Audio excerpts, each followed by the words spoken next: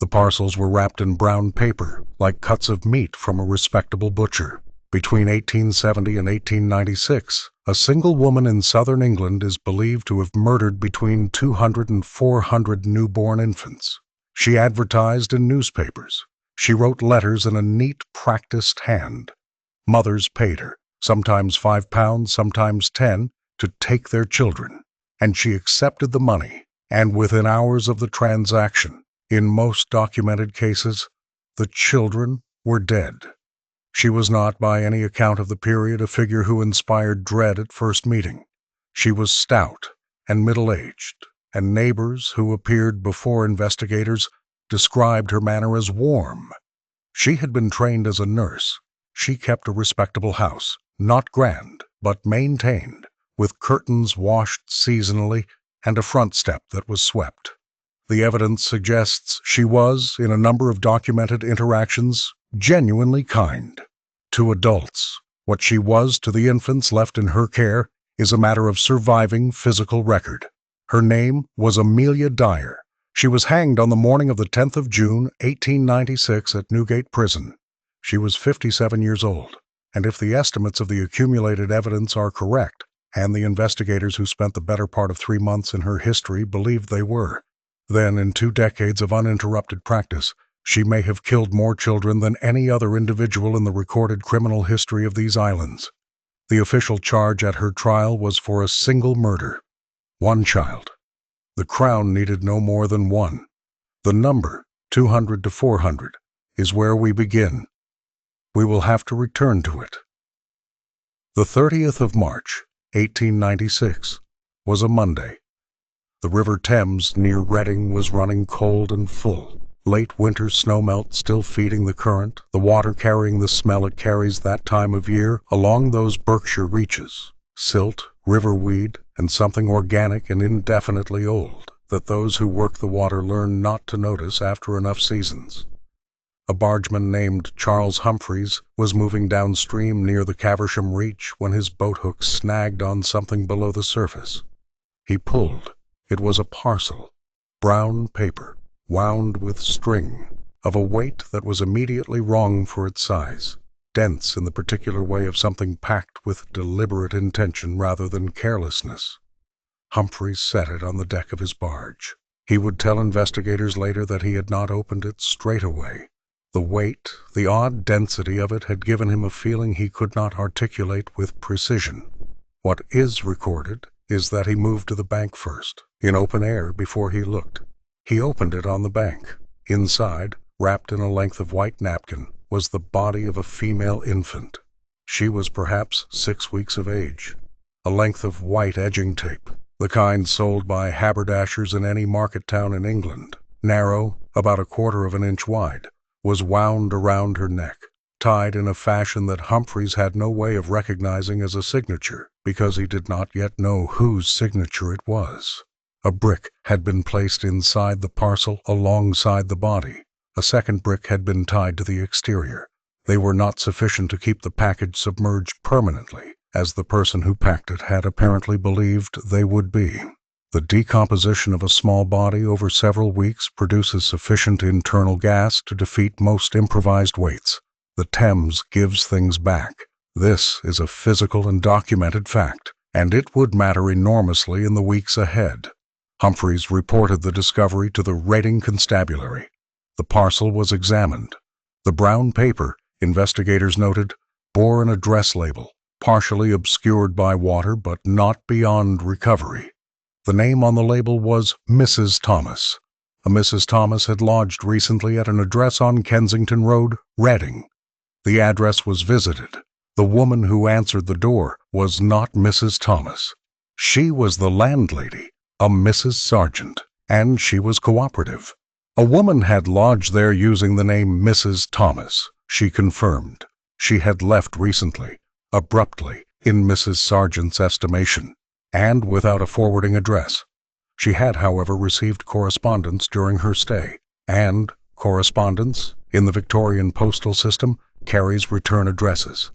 Detective Constable James Anderson was the officer assigned to what was, legally speaking, still a single-body investigation. He was methodical. The surviving documentation of his inquiry is thorough. A man who wrote everything down, who followed threads before concluding them, who did not jump. He traced the correspondence received by Mrs. Thomas and found it had originated from a woman in Bristol. That Bristol woman had responded to a newspaper advertisement placed by someone who called herself Amelia Dyer, offering a good home for infants. Anderson wrote to the Bristol police. He also made inquiries at the offices of the regional newspapers, requesting copies of any advertisements placed by a woman at the addresses he now had, under any name.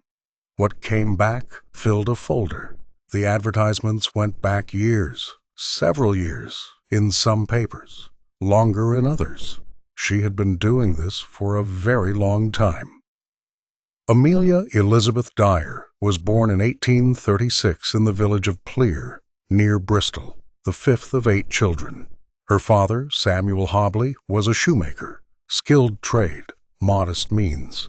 The family was Methodist. Her childhood surfaces almost nowhere in the documentary record. She emerges as a young woman in Bristol, apprenticed to a staymaker, living in a city that was in the 1850s a place of thickening industry and widening social distance. The gap between the prosperous merchant districts and the courts and passages where families doubled up in single rooms. She will have known both registers, as most people who move between domestic service and skilled trade do. In 1861 she married George Thomas, a vinegar merchant 38 years her senior. He died in 1869. By then she had already begun her second career, though the precise date of her first advertisement is not recorded with certainty in the surviving evidence. The 1860s and 1870s in England were a particular kind of difficult for women, and not exceptional in their difficulty, only steady, grinding, structural. A woman without a husband's income faced a horizon that narrowed progressively. Employment options were restricted by sex, by class, by the presence of children. The bastardy laws provided almost no legal mechanism for compelling an absent father to contribute to a child's support. The New Poor Law's workhouse was the theoretical last resort, and in practice a last resort that many women chose considerable suffering to avoid, because entering it ended employability and marked both mother and child permanently. An infant left at a baby farm, legally registered and inspected, died of disease at a rate between 30 and 40% because the farms were underfunded, understaffed, and operating on economies that could not sustain adequate nutrition or warmth through an English winter. The rate of death in unlicensed establishments was not measured. Unlicensed establishments were not inspected. The deaths in them were attributed to whatever the attending physician, often overworked, often unincentivized to look closely, was willing to record on the certificate: bronchitis, marasmus, convulsions, failure to thrive. These were not fabrications. They were genuine diagnoses for genuine conditions that killed approximately 1 infant in 5 in the general population regardless of circumstance. They were also conditions that could be reached by other routes, and an infant left in an establishment where it was never adequately fed or warmed would arrive at bronchitis in a matter of weeks with the reliability of arithmetic. The system created its conditions. Dyer arrived in those conditions and recognized an opening that was already, before she touched it, saturated in death. Her first advertisement, as Anderson was able to reconstruct it, appeared around 1869 or 1870 in the Bristol newspapers and in several national classified columns. The language was conventional for the period and for the category. A respectable woman, with good references, wished to adopt a child entirely. Premium required. The distinction between an adoption premium and a weekly nursing fee was not merely financial, it was structural. A lump sum meant the transaction was complete at the moment of handover. There was no ongoing relationship, no follow-up correspondence about the child's health and progress, no scheduled visit, no mechanism by which the mother, once she had accepted the money and signed whatever papers were pressed upon her, retained any formal standing to inquire. Dyer charged between £3 and £10, depending on what she could read of the mother's circumstances in the initial correspondence. She was, by all surviving accounts of those who wrote to her, an excellent correspondent, sympathetic in tone, unhurried, personal in a way that felt specific rather than professional. She asked for photographs occasionally. She described her garden. She mentioned her late husband. She offered her faith as a character reference. She knew what mothers needed to believe. The evidence makes this very plain. In 1879, the belief began to crack. A Bristol doctor named W.H. Feast made a formal complaint to the authorities about the condition of infants found in premises associated with Amelia Dyer.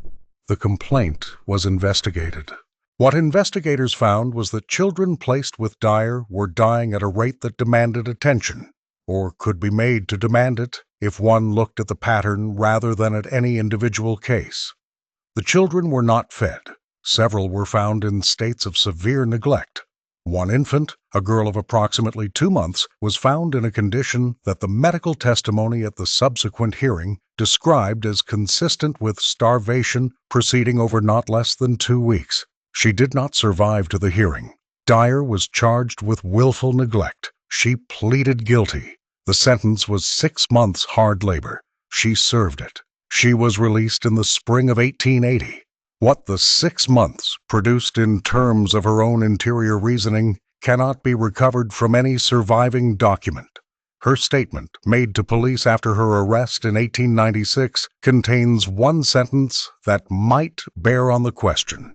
She wrote, "I have been in trouble before, and I have suffered for what I did." Whether this was genuine remorse or a calibrated performance for investigators who held her life in their assessment cannot now be determined. What is documented is that the suffering, whatever its quality, altered nothing in her practice. She returned to it within weeks of release. She changed her address, changed her name, changed the county, and began again. After the 1879 conviction, Dyer operated across southern and midland England under a series of aliases that Anderson's investigation was not fully able to enumerate. The confirmed names included Ellen Stanway, Mrs. Willis, Mrs. Harding, and Mrs. Thomas. She may have used others. The method she followed was, in retrospect, nearly systematic. Arrive in a town, establish lodgings, advertise, receive children, and then, within a period of weeks to months, move on. The children did not move with her. What became of them in this period is documented in some cases by the recovery, during the 1896 investigation, of bodies that could not be matched to any known disappearance, but that carried, in several instances, a physical detail that had by this point become her identifier. White edging tape, wound around the throat, tied in a particular fashion. Not a slip knot. Not the mark of a ligature applied in haste or desperation. The tape was tied the same way each time, in the manner of a habit rather than an improvisation, with the deliberateness of something done so many times it had lost its weight as an act. This is documented in the post-mortem reports of the bodies recovered from the Thames in April and May of 1896. At some point in the 2 decades of her practice, Dyer moved away from the method of neglect that had earned her the 1879 charge.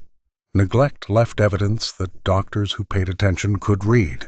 She moved to something quicker, which left evidence only if someone looked for it. In the England of the 1870s and 1880s, no one was looking for it. The early method was laudanum. The opiate preparation was sold over every pharmacy counter in England, indicated for infant colic and teething, available without prescription to anyone with pennies. The doses that quieted a child were not distant from the doses that would stop one. An infant who died of an overdose of laudanum, in a decade when every mother in England kept it in the kitchen dresser, died of something a tired parish doctor would record as convulsions with barely a second thought. When she stopped relying on laudanum, and the evidence suggests she did at some point in the long middle of her career, or added to it, or moved beyond it entirely, the record is not precise. What is not uncertain is the tape. The tape is documented. The tape is consistent. The tape is the thing by which the bodies came to be identified as hers. She told the police this herself. in words that will be reached in due course, and which are in the formal record. There is a letter in the surviving documentation of the investigation that requires particular attention. It was written by Evelina Marmon, a young woman from Cheltenham, and it was one of the letters that Anderson recovered when he traced the correspondence received at the Kensington Road address.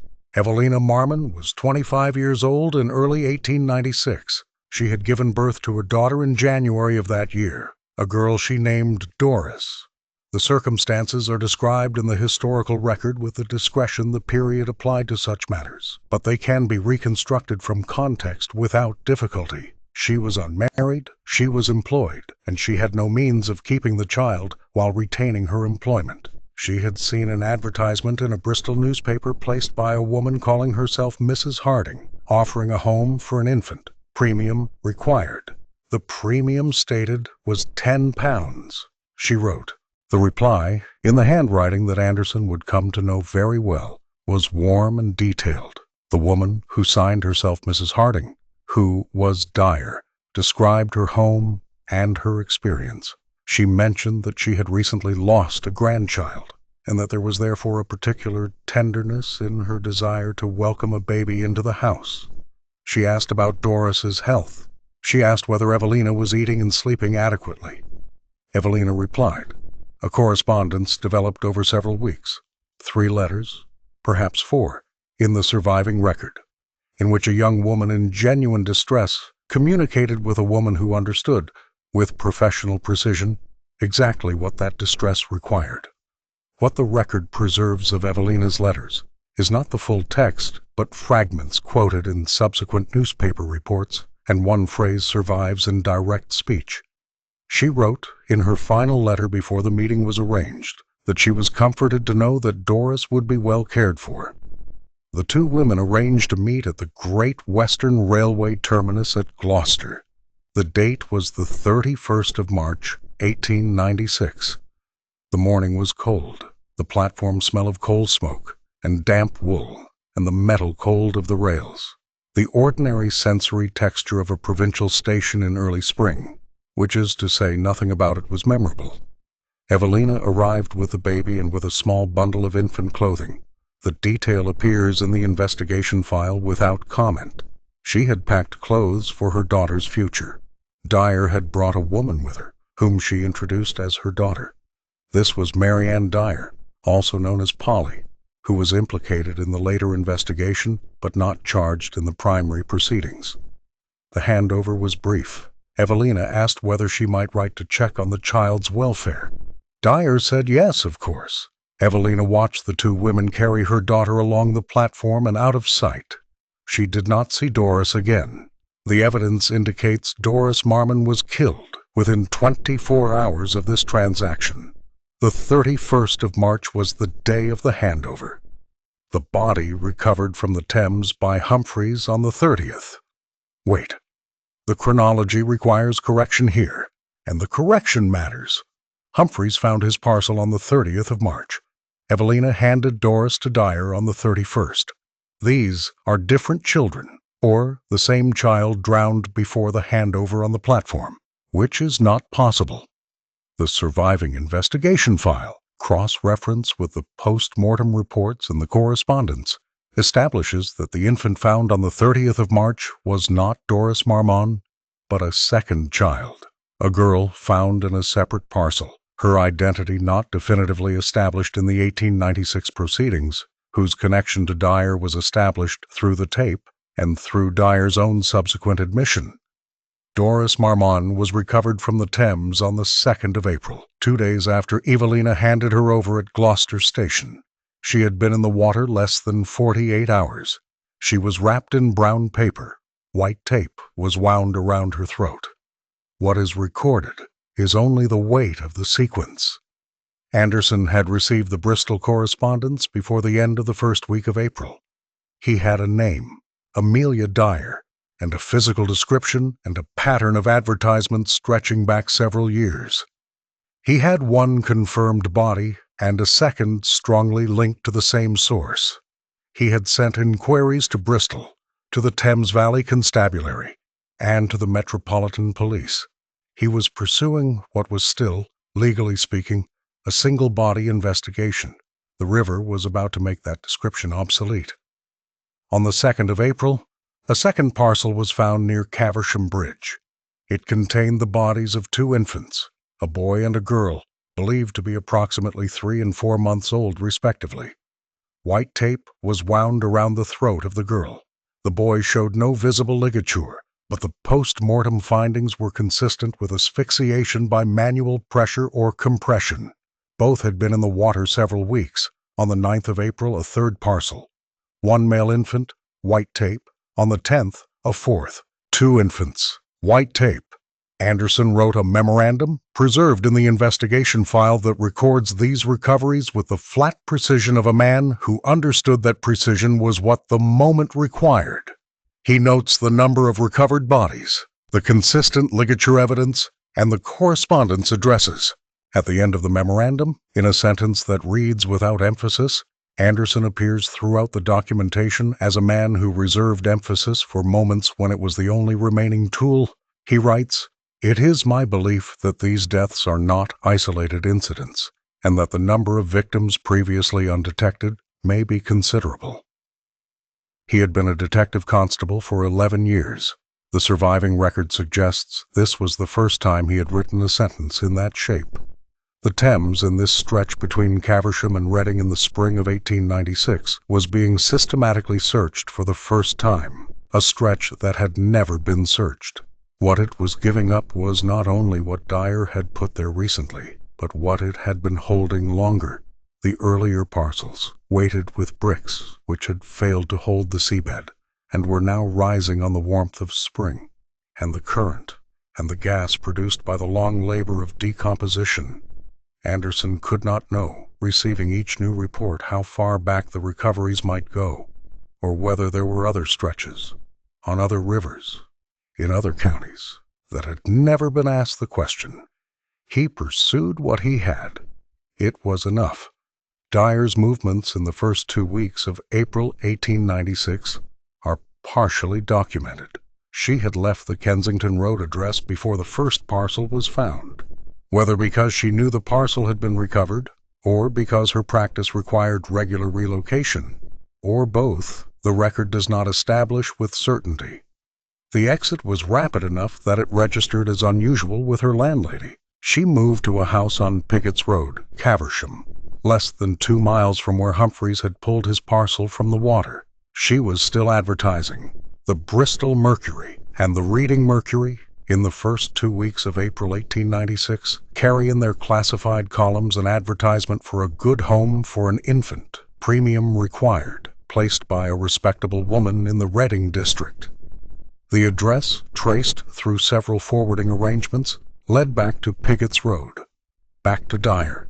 She was still advertising, still receiving letters, still, as far as the evidence establishes, receiving children.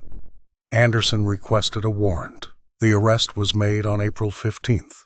Anderson led the party. The house on Pickett's Road was a modest terrace, red brick, indistinguishable from the 40 houses flanking it on either side, the sort of house that lined every residential street of every middling English town of the period. The front step was swept. The windows were clean. Dyer answered the door. The attending officers describe her as calm. She offered no resistance. She was, the records note, stout, with gray-streaked hair and a composed expression, and she said, "This is recorded in the arrest log," the only direct speech attributed to her at this moment.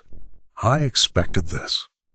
What this sentence contained, guilt, exhaustion, the relief of an end to something long anticipated, or the performance of resignation by a woman who had survived a previous charge and understood how to manage an investigation, the record does not specify. It records the words. Anderson noted them because they were the kind of sentence a detective notes, a sentence whose weight is unevenly distributed. Inside the house, the search produced what the warrant had specified: pawn tickets, letters, advertisements in several regional papers, and in a box wrapped in brown paper. There it was again, the brown paper, a quantity of white edging tape. The tape was a common haberdashery item. Finding it in a private house proved nothing in isolation. What made it evidential was the cut, the lengths already measured and separated, consistent in dimension, as though prepared in advance for a specific purpose, rather than taken from a roll in the course of household repair. Several lengths had already been tied into the particular configuration documented in the post-mortem reports. They had been made ready. The search report notes each item. Anderson initialed every page. There is a detail from the search that appears in the formal inventory and nowhere else, not in the newspaper accounts of the period, not in the trial transcript, not in the subsequent literature on the case. It is this. In the kitchen of the house on Pickett's Road, on a shelf above the range, investigators found a collection of small objects: buttons, a glass bead, a length of blue ribbon, a tin soldier with one arm missing. These were logged as part of the search, and then, as items bearing no direct evidential relationship to the charge, were not referred to again in any legal proceeding. What they were doing on that shelf, kept apparently arranged, the record does not say. The search report preserves them and moves forward. The investigation that followed the arrest was conducted over the remainder of April and into May. Dyer was held on remand while Anderson built the case the Crown would eventually present. This required several simultaneous lines of inquiry: identifying the infants recovered from the Thames, tracing the correspondence found at Pickett's Road and at Kensington Road, locating former addresses used under Dyer's various aliases, and finding the women who had answered those advertisements and survived to be questioned. Not all of them had survived. Several women contacted through the advertisement records had, at some point between placing a child with Dyer and the opening of the 1896 investigation, died from disease, from accident, from the ordinary attrition rate of working women in their 30s and 40s in late Victorian England. Their children could not be asked after. Several women who were found and questioned had received, weeks or months after placement, a letter from Dyer informing them that their child had died of natural causes. A cold, a fever in the night. The language varied, the structure did not. Brief notification. Warm condolences. No offer to return the premium. These women had grieved their children as children die. They had not known there was another question to ask. The first woman Anderson interviewed who had placed a child with Dyer was a domestic servant from Bristol named Ellen Palmer. Palmer had handed over a son in the summer of 1895. She had received a letter 3 weeks later informing her the boy had succumbed to bronchitis. She had kept the letter. She gave it to Anderson without being asked. Anderson showed it to Dyer, who confirmed she had written it. She confirmed this without hesitation. She read the letter and said, "Yes, that is mine." Anderson records that she said this not with distress, but with the register, as he described it in his notes, of someone identifying an object. The precision of his observation suggests he noted it precisely because the register was wrong. Because a woman confronted with a letter announcing a child's death, even a letter she wrote herself, might be expected to produce something more than calm recognition of her own handwriting. She produced calm recognition. It was during the formal police interviews, conducted over several days in the week following her arrest, that Dyer said the sentence that became, for those who worked the case, its defining statement. Anderson had been building his questions across interviews rather than opening with the most important material. He established the record of the advertisements, the aliases, the addresses.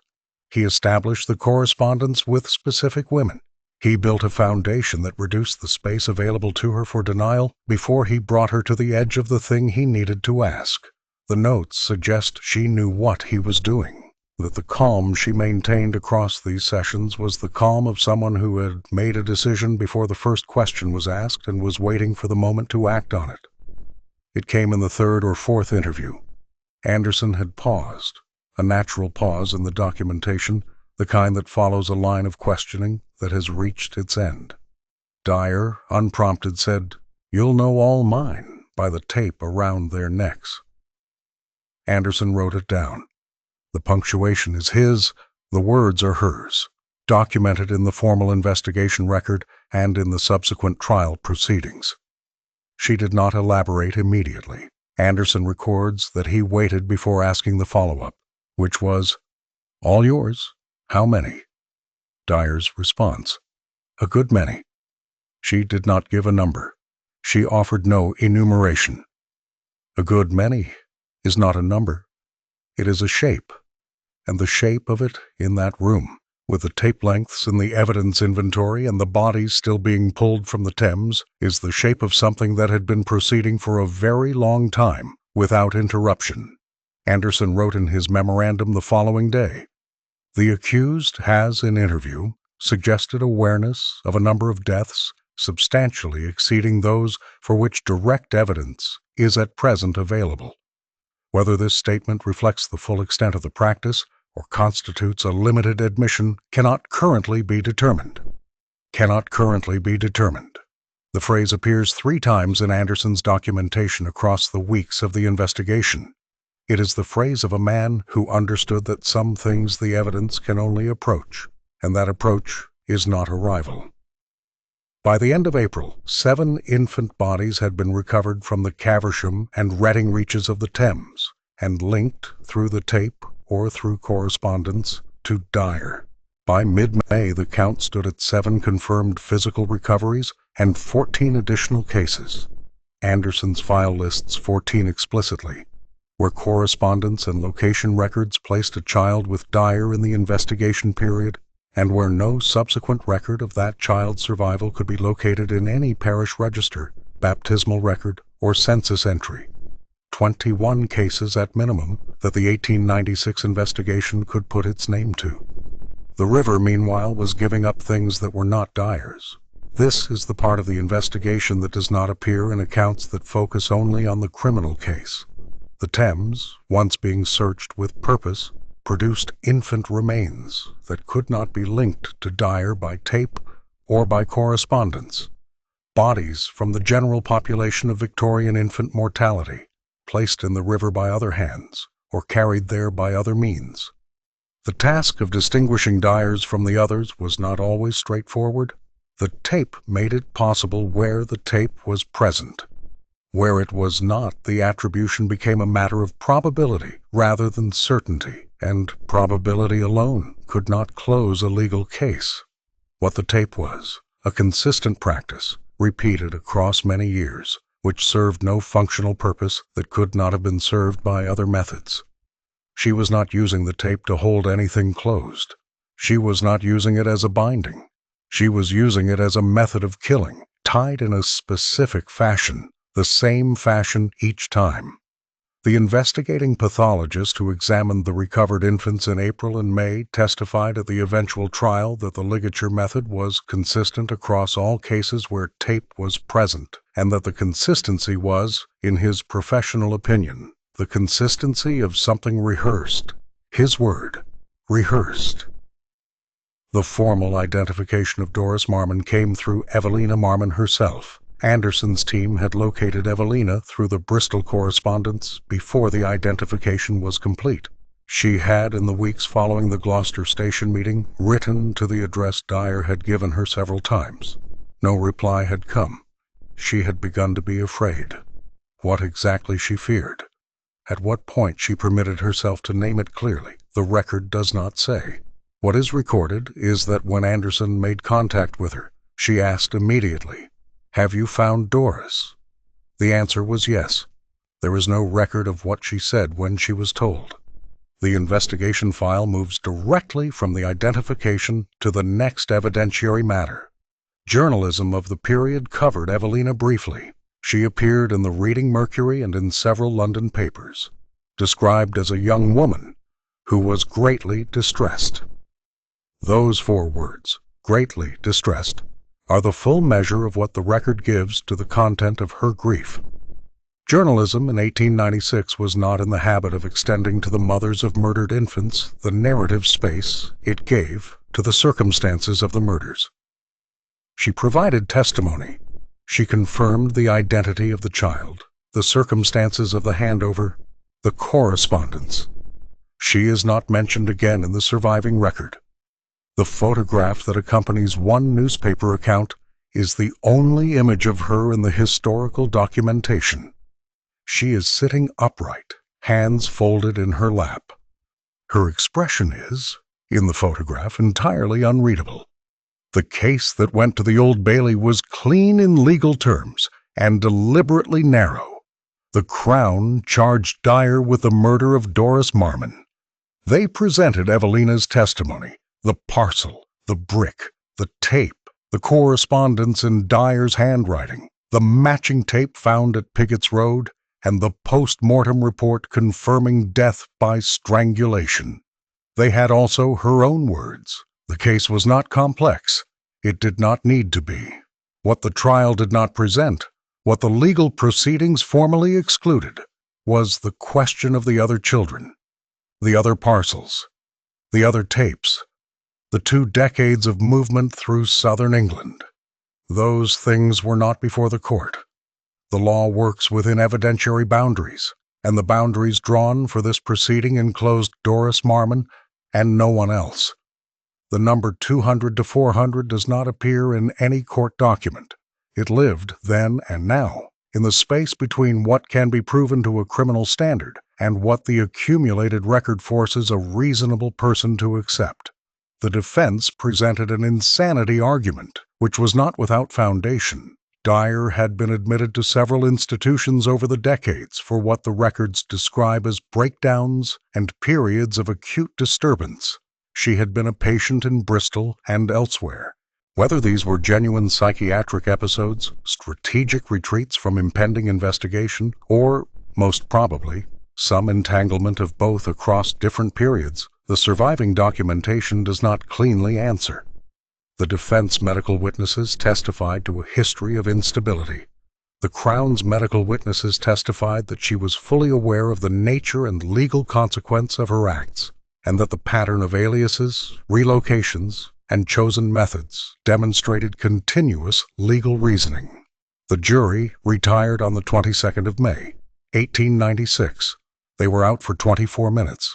The verdict was guilty. The judge sentenced her to death. The transcript preserves his words in full. What was recorded of Dyer's response to the sentence by the court officer in his attendance notes was this: she stood without visible reaction. She did not speak. She did not move.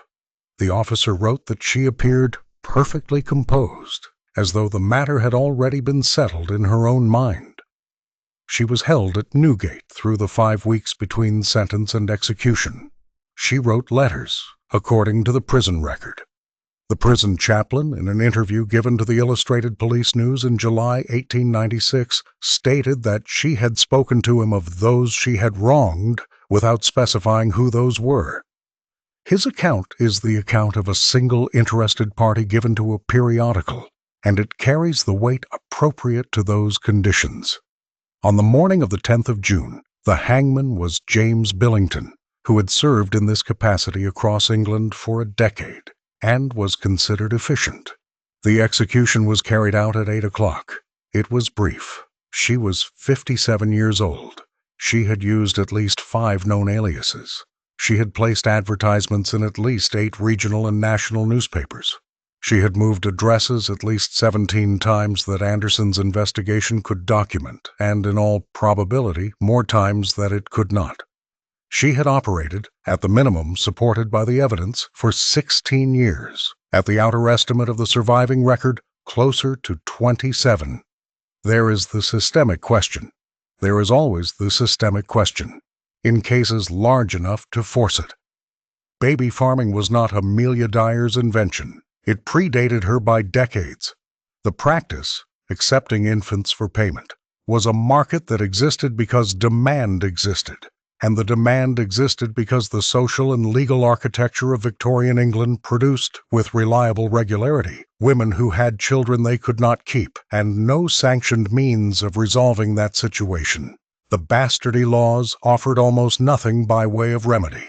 Abortion was illegal and dangerous. The workhouse, for a domestic servant who entered it, was a permanent end to her employability, and a permanent mark of pauperism on her child. The public registration of illegitimate births meant that secrecy, the thing most desperately needed, was also the thing the law was most efficiently designed to prevent. A woman in this position, and she is not an abstraction. She is Evelina Marmon at Gloucester Station in the cold of March. She is Ellen Palmer, sending her letters to a woman she believed. She is the unnamed women who wrote back to Mrs. Harding and Mrs. Willis with their return addresses and their descriptions of their circumstances and their hope written between every line. A woman in this position required the problem to be resolved quietly, finally, and without trace. The advertisement offered exactly that: a good home, a respectable woman, references available. Legislation had been attempted. The Infant Life Protection Act of 1872 had followed the exposure of several baby farming scandals in the 1860s, moments when the scale of infant death in private establishments had forced parliamentary attention briefly. The act required registration of premises keeping more than one infant under 1 year of age for payment.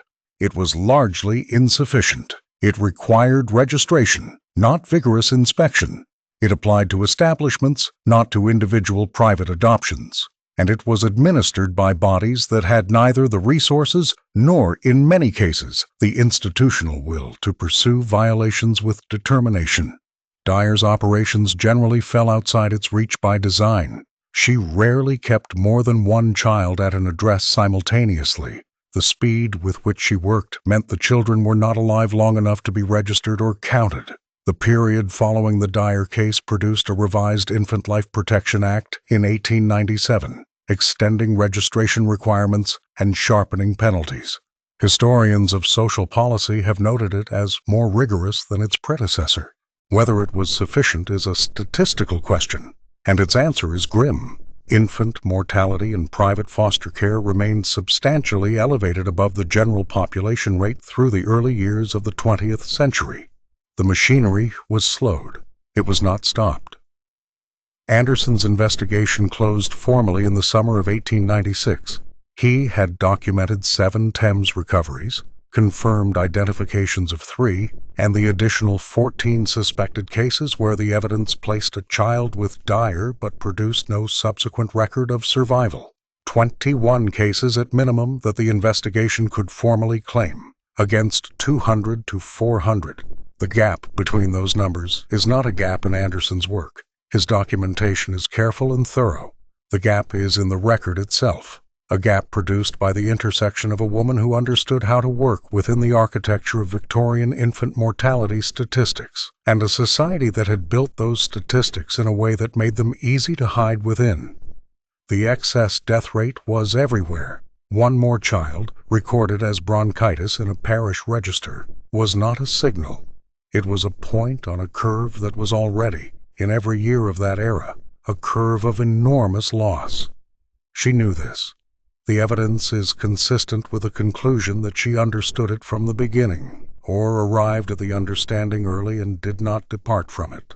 The pattern of her movement, the maintenance of aliases, the use of addresses across multiple registration districts, the deliberate selection of methods that produced death without visible external injury in most cases. These are not the behaviors of someone who expected to be caught. They are the behaviors of someone who had studied the system carefully enough to know where its attention ended. Its attention ended early, very early. The children were placed precisely there, in the dark, beneath its notice, wrapped in brown paper and held down with bricks that were not heavy enough. The last entry in Anderson's investigation file is dated the 3rd of September, 1896. It is a summary memorandum addressed to his superior officer, and it contains, at the end of its final page, a sentence that is the last sentence of the last document in the case. It reads as follows: "The full extent of the accused's activities cannot, in the present state of the evidence, be established, and it is my opinion that it will not be established, as the records which might have established it do not exist. They do not exist because the deaths were recorded as natural causes, because the mothers received letters explaining that their children had died of fevers and colds and the various fragile emergencies of early infancy, And because those explanations were plausible, in a world where such emergencies took 1 child in 5, and because the mothers who received those letters were also women who needed the account to be closed. Not from callousness, nothing as simple as callousness. From necessity. From the same necessity that had driven them to write to Mrs. Harding in the first place, and from the recognition that there was no authority in England they could have appealed to even if they had suspected the truth, and no outcome available at the end of that appeal that did not cost them more than they had. The system that made Amelia Dyer possible was not an accident, and not an aberration.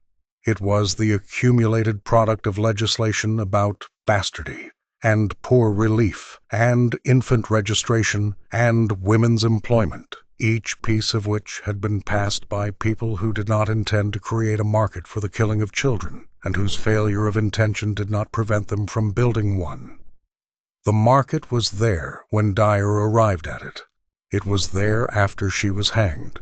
Others had worked it before her. Others continued after. She was the practitioner of something that did not begin with her. The brown paper parcels came up from the river in the cold spring of 1896, and the tape was there, and the tape was identifiable, and a detective constable followed the address label to a name, and the name led back through 16 years of advertisements and aliases, and warm, practiced letters, and at the end of it was a woman who had answered the door and said she expected this: 200 to 400 children, most of them unnamed in any surviving record, received and killed in the space between one system's demand and another system's refusal to look. The register closes. The names that are not in it permanently. The children who were handed over on railway platforms and at doorsteps across southern England, wrapped in donated clothes for futures that did not exist, are not recoverable. Most of them are not recoverable. The record knows only the ones the river returned.